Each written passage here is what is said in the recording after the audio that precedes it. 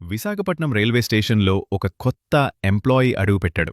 దీనికి అలుపుండడు, కన్ఫ్యూజన్ ఉండదు, అసలు భయం అనే మాటే ఉండదు. Meet ASC Arjun.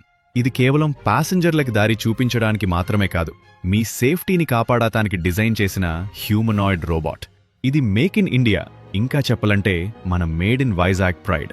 ఇది తెలుగు, హిందీ, ఇంగ్లీష్ 3 భాషల్లో మాట్లాడుతుంది. కాని దీని అసలు పవర్, దీని కళ్ళు.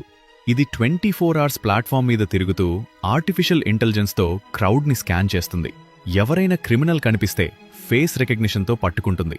ఫైర్ లేదా స్మోక్ వాగ వస్తే సెకండ్స్లో ఆర్పీఎఫ్ కంట్రోల్ రూమ్కి అలర్ట్ పంపిస్తుంది. ఇది మనుషులని రీప్లేస్ చేయడానికి రాలేదు, ఆర్పీఎఫ్ పోలీసులకు, ప్యాసింజర్స్లకు తొడుగా ఉండడానికి వచ్చింది. ప్లాట్ఫామ్ మీద గుంపున్నప్పుడు కన్ఫ్యూజన్ సహజం, కానీ ఎమర్జెన్సీలో ప్రతి సెకండ్ విలువైనదే. అర్జున్ చేసే పని చిన్నగా అనిపించచ్చు, కాని అది సేవ్ చేసేది ప్యాసింజర్స్ సమయాన్ని మాత్రమే కాదు, అవసరమైతే ప్రాణలాని. అర్జున్ మాట్లాడుతాడు, వింటాడు, కడుల్తాడు, ఇంకా నేర్చుకుంటాడు. ఇది మన ఇండియన్ రైల్వేస్ ఫ్యూచర్.